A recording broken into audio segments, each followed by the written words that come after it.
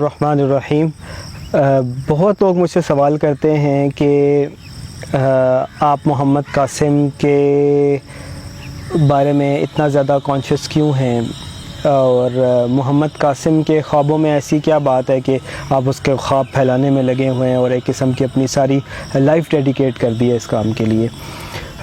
دیکھیں، آج مجھے یہ چیز کلیئر کرنے دیں کہ محمد قاسم کے جو خواب ہیں اور جو ویژنز ہیں وہ کوئی میرے لیے کوئی ذاتی انٹرسٹ اس میں نہیں ہے، بلکہ عام لوگوں کی طرح، آپ سب کی طرح جب میں نے وہ ویڈیوز یوٹیوب پہ دیکھی تو بڑی عجیب بات مجھے لگی کہ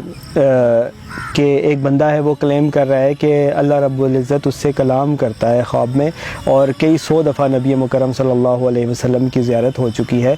تو یہ بات میرے لیے بڑی عجیب تھی، اور میں بھی اس چیز کو ایکسیپٹ کرنے کے لیے تیار نہیں تھا، لیکن جب میں نے اس کے پر غور کیا اور جو خوابوں کا کنٹینٹ ہے اس کو دیکھا تو مجھے ریئلائز ہوا کہ یہ ایک ریڈل ہے، ایک ایسا ہڈن میسیج ہے جو ایک دم سے بندے کو سمجھ میں نہیں آتا۔ اگر بندہ اس کے اوپر غور کرے اور اللہ تعالیٰ سے مانگے کہ اللہ تعالیٰ حق بات دکھائے، حق بات کے لیے ہمارا دل کھولے، تو پھر انسان کے اوپر وہ راز کھلتا ہے۔ اور یہ راز مجھ پر آج سے 2-3 سال پہلے ہی کھل گیا تھا، اور اسی لیے میں نے یہ خواب جو ہے وہ پھر پھیلانا شروع کیے اور وہ بات آگے پھیلانا شروع کی۔ اور وہ راز کیا تھا آج میں بتا دیتا ہوں۔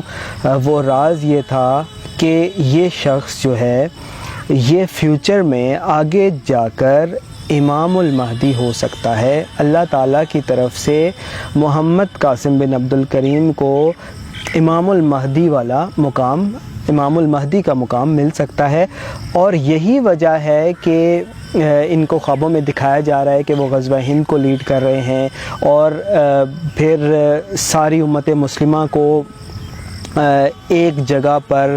کمبائن کر کے ایک امت اور ایک ملک جو ہے وہ ان کی قیادت میں بن رہا ہے۔ پھر یہ بھی دکھایا گیا کہ جب 6-7 سال کا امن ہو جاتا ہے اس کے بعد دجال ظاہر ہو جاتا ہے، اور سب سے پہلے جو شخص دجال کو کنفرنٹ کرتا ہے وہ بھی محمد قاسم ہی ہوتے ہیں، یعنی کہ امام المہدی دجال کا سب سے پہلے اس کو کنفرنٹ کرتے ہیں، اور مسلمانوں کے ساتھ مل کر جو ہے وہ دجال کے خلاف جنگ کرتے ہیں۔ پھر ان کے خوابوں میں ایک خواب میں یہ دکھایا گیا ہے کہ اگر جو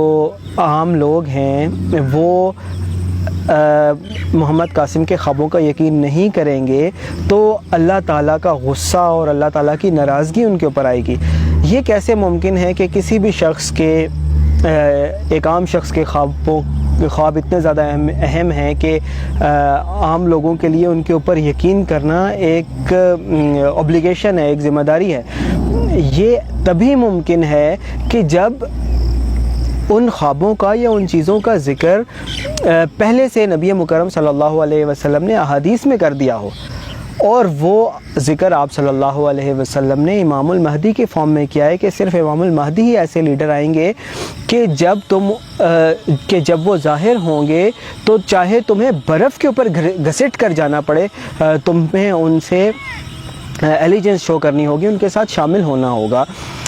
یہی وجہ ہے کہ محمد قاسم کے خوابوں میں اللہ تعالیٰ کی ناراضگی کا اظہار کیا گیا ہے کہ اگر لوگ ان خوابوں کے اوپر یقین نہیں کریں گے تو اللہ تعالیٰ کی ناراضگی ظاہر ہوگی۔ تو جب یہ چیزیں آپ دیکھتے ہیں تو آپ ایک دفعہ سوچتے ضرور ہیں کہ وہ کیا ہڈن میسیج ہے۔ تو وہ ہڈن میسیج میرے، آپ کے، ہم سب کے لیے یہی ہے کہ محمد قاسم جو ہیں آگے جا کر امام المہدی ہو سکتے ہیں۔ اور یہ چیز کیسے آپ ریئلائز کریں گے، یہ چیز کیسے سمجھیں گے، کیسے مانیں گے، یہ تبھی ممکن ہے کہ جب آپ کا سینہ اللہ تعالیٰ حق کے لیے کھول دے، اور آپ اس چیز کو سمجھنے لگیں کہ جو محمد قاسم کو چیزیں بتائی جا رہی ہیں وہ اس سے پہلے کے ساتھ بھی اس طرح کے واقعات نہیں ہوئے، اس طرح کے کلیمز کسی نے بھی نہیں کیے۔ یا تو دو ہی باتیں ہو سکتی ہیں کہ یا تو شخص بالکل جھوٹا ہے، اگر بالکل جھوٹا نہیں ہے تو پھر یہ شخص امام المہدی فیوچر میں ہو سکتا ہے، اور جو شخص بھی اس چیز کو ریئلائز کر لے وہ فوراً سے اپنی الیجنس شو کرے اور اس میسیج کو زیادہ سے زیادہ لوگوں تک پھیلائے تاکہ عام لوگ اس بات کو سمجھیں اور جو ہمارا معاشرہ ہے اس سے شرک کا خاتمہ ہو، برائیوں کا خاتمہ ہو، اور پھر اللہ تعالیٰ کی مدد آئے۔ اور اللہ تعالیٰ کی مدد آنے کے نتیجے میں پاکستان کو پاور ملے گی،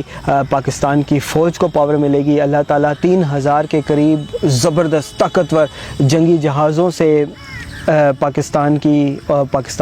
افواج کی مدد فرمائے گا، اور پھر ان جنگی جہازوں کی مدد سے پاکستان غزوہ ہند بھی جیتے گا، اور غزوہ ہند میں کامیابی کے بعد پوری امت مسلمہ کو ایک جگہ پر جمع کر کے ایک ملک بنایا جائے گا، اور پوری امت ایک پلیٹ فارم پر جمع ہو جائے گی۔ بہت شکریہ۔